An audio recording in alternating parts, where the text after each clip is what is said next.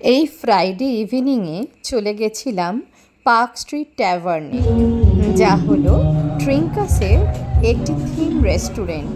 এদের থিম এবং এদের অ্যাম্বিয়েন্স এতটাই সুন্দর আর ঘরোয়া ছিল যে আমাদের সত্যি ভীষণ ভালো লেগেছিল।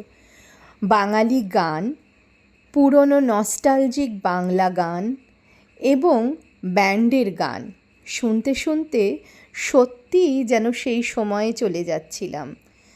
সন্ধেটা সত্যিই ভালো কাটলো। সাথে অর্ডার করেছিলাম chicken drumstick, cheese crab wonton, chilli chicken এবং মিক্স নুডলস।